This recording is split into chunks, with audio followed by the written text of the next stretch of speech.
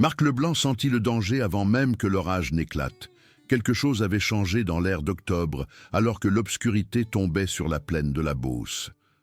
La station-service se dressait isolée à un carrefour désert et Marc était en train de nettoyer les comptoirs quand sa fille, Léa, entra, se plaignant de la courroie de distribution du pick-up. À 17 ans, elle l'aidait depuis que sa mère était morte d'un cancer 3 ans plus tôt, laissant Marc avec 2 enfants et un prêt immobilier qui ne semblait jamais diminuer. La soirée était calme jusqu'à ce qu'une jeune femme titube à travers la porte, trempée par la pluie. Elle ne devait pas avoir plus que l'âge de Léa. Après être allée aux toilettes, elle demanda à utiliser le téléphone. Sa moto était tombée en panne. Marc remarqua des bottes coûteuses, des yeux intelligents qui cartographiaient chaque sortie, et surtout un pendentif en argent autour de son cou en forme d'aile, l'emblème d'une unité qui n'avait officiellement jamais existé.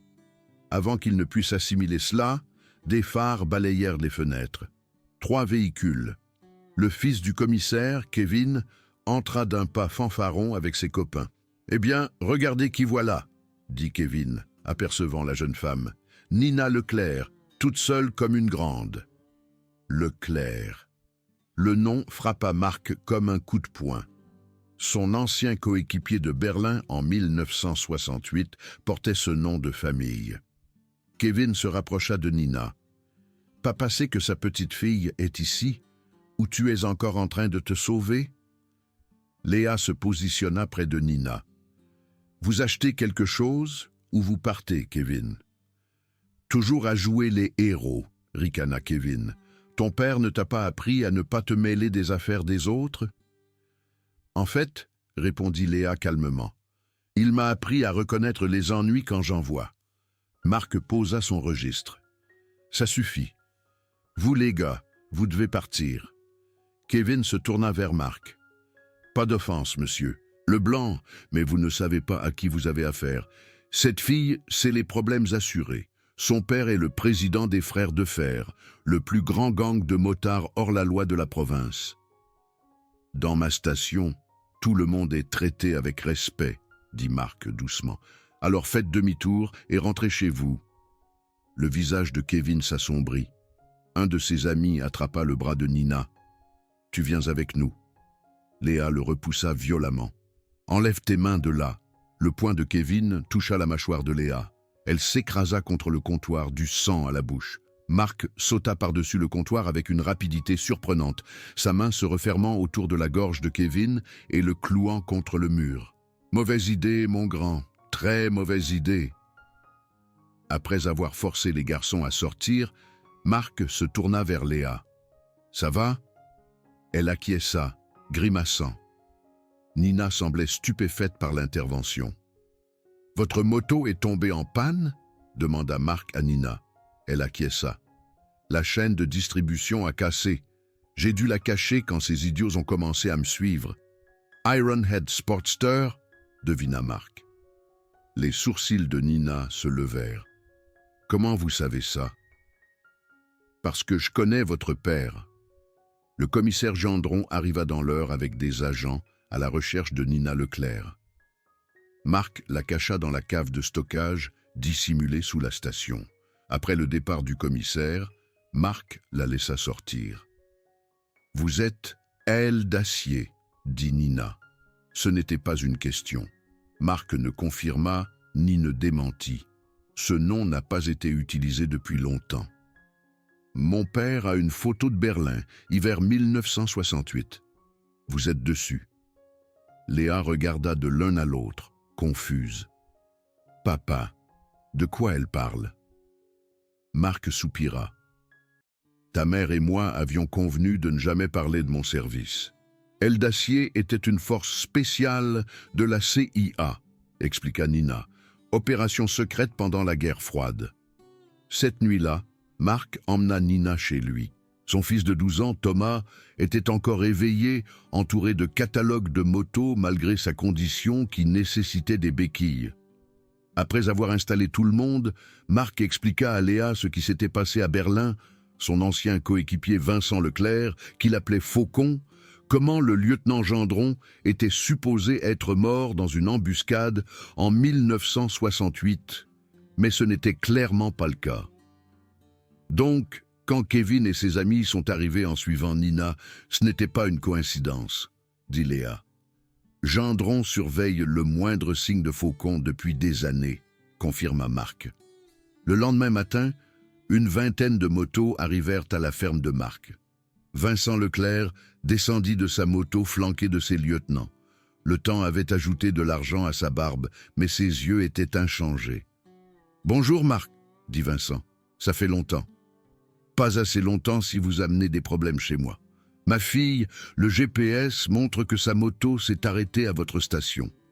Elle est en sécurité. La chaîne de distribution a été sabotée. » L'expression de Vincent s'assombrit. Nina apparut depuis la maison. « Comment se passe la recherche de maman ?» demanda Nina. Vincent fronça les sourcils.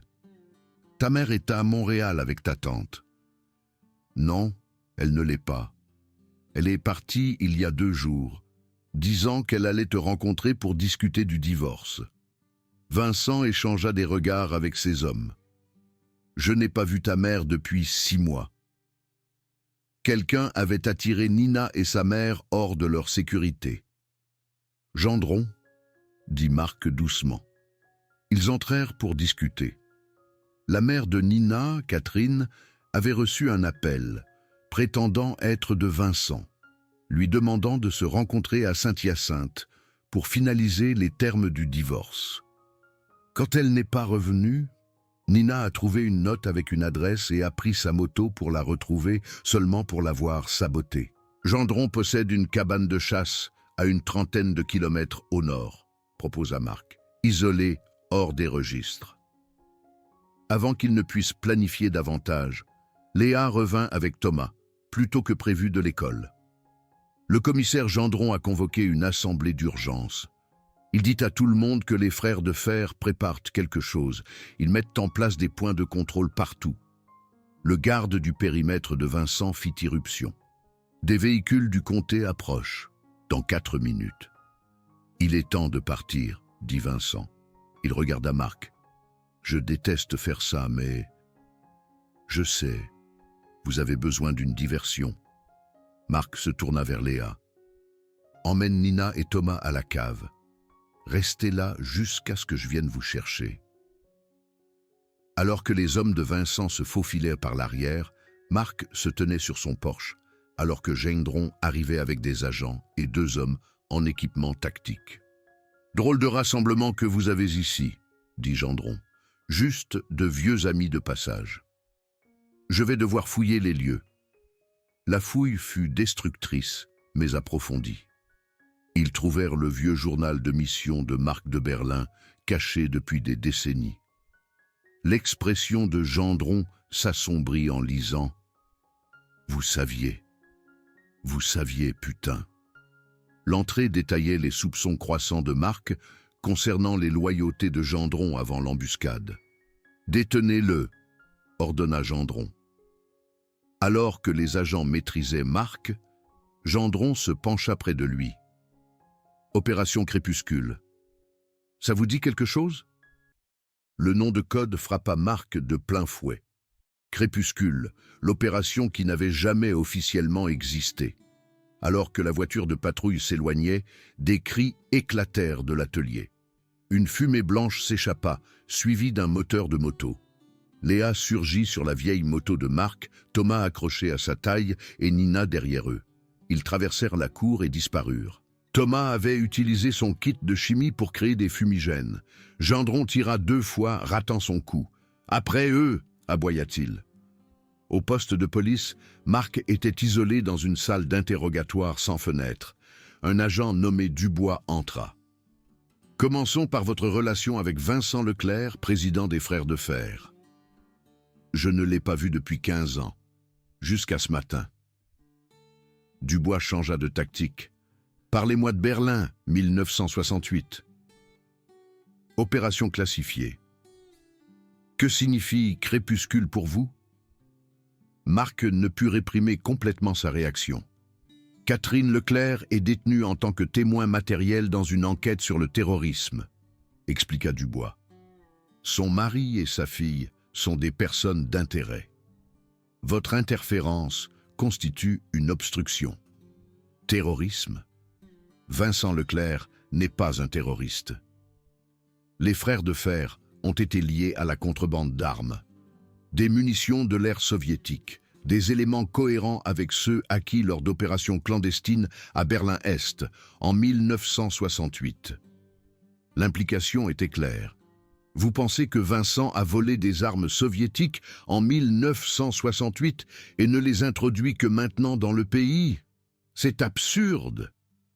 Ce que je pense, c'est que vous et Leclerc connaissez l'emplacement de certains objets pris pendant l'opération Crépuscule. L'esprit de Marc s'emballa.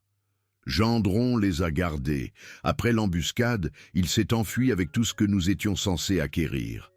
Dubois se leva brusquement. Cet interrogatoire est terminé. Laissé seul, Marc attendit. Finalement, l'agent Tremblay, un ami de Léa, lui apporta une clé. Clé du casier des preuves. Je suis en pause dîner. Je ne reviendrai pas avant 30 minutes. Marc s'échappa par la sortie arrière. Une voiture s'arrêta à côté de lui. Kevin Gendron était au volant. Montez. Si vous voulez trouver Léa avant que mon père ne le fasse, montez maintenant. Pourquoi faites-vous ça? Parce que j'ai vu ce que mon père est vraiment aujourd'hui, quand il a donné l'ordre de tirer sur Léa. Ils conduisirent à la cabane de chasse. 2 agents la gardaient. Kevin créa une diversion avec la voiture de patrouille de son père, pendant que Marc entrait par l'arrière. Il trouva Catherine Leclerc sur un lit, sédatée par une perfusion intraveineuse. Il la débrancha et l'aida à passer par une fenêtre. Après avoir éloigné les agents, il revint pour constater que Kevin avait emmené Catherine à la voiture. Alors qu'il conduisait vers le repos des anges, l'ancienne carrière abandonnée où Vincent attendrait, Catherine se réveilla. « Jacques, non, Marc Leblanc, l'ami de Vincent. Pouvez-vous marcher? » « Je crois que oui. Où suis-je? » Alors qu'il s'échappait, Catherine devint plus lucide. « Vous ne comprenez pas. C'est un piège. Gendron veut que Vincent vienne me chercher. Nous savons. Non, vous ne savez pas. Berlin. Le prototype. Gendron l'a toujours. Nom de code Crépuscule. Ce n'était pas juste une opération, c'était une arme. Un prototype soviétique qui pouvait déstabiliser à distance les têtes nucléaires. Gendron le cache depuis des décennies. Maintenant, il le vend. Marc assimila cela. Et il pense que Vincent sait où il est? Non, il nous utilise pour débusquer la seule autre personne qui sait ce qui s'est passé à Berlin. Le 6e membre d'Aile d'Acier. Écarlate. Écarlate, leur spécialiste du renseignement, officiellement tuée à Berlin. Vivante? Oui, elle m'a contacté la semaine dernière. Elle a dit qu'elle avait appris que Gendron avait Crépuscule et qu'il prévoyait de le vendre. Elle venait l'arrêter. Au repos des anges, Vincent attendait avec ses hommes, ainsi que Léa, Thomas et Nina. Ils se réunirent dans un bâtiment de maintenance abandonné pour planifier. « Qu'est-ce que c'est exactement, Crépuscule ?» demanda Léa.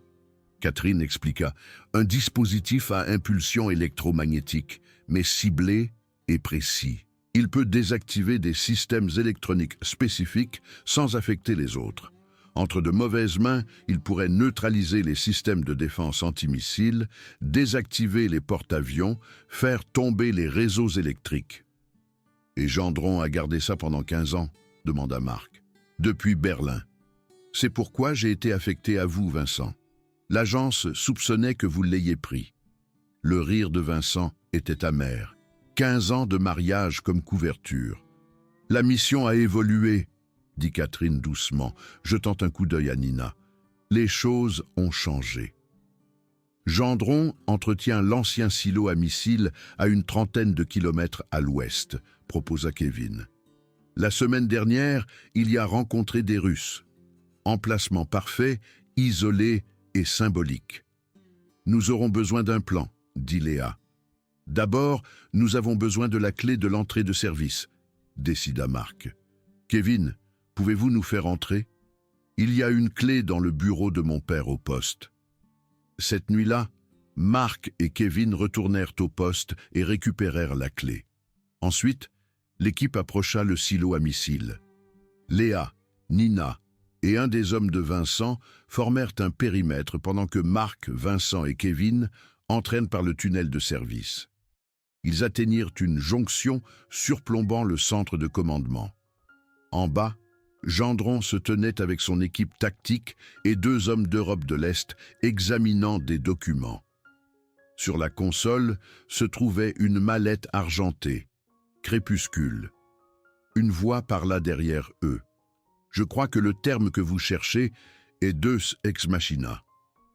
Ils se retournèrent pour trouver Écarlate debout, les cheveux argentés et élégante, tenant une mitraillette. « Bonjour Vincent. »« Bonjour Marc. Ça fait un bail. »« Vous êtes ici pour aider ou pour réclamer Crépuscule pour vous-même » demanda Vincent. « Cet appareil n'aurait jamais dû exister. J'ai aidé à le créer. Et j'ai passé 30 ans à essayer de m'assurer qu'il ne soit jamais utilisé.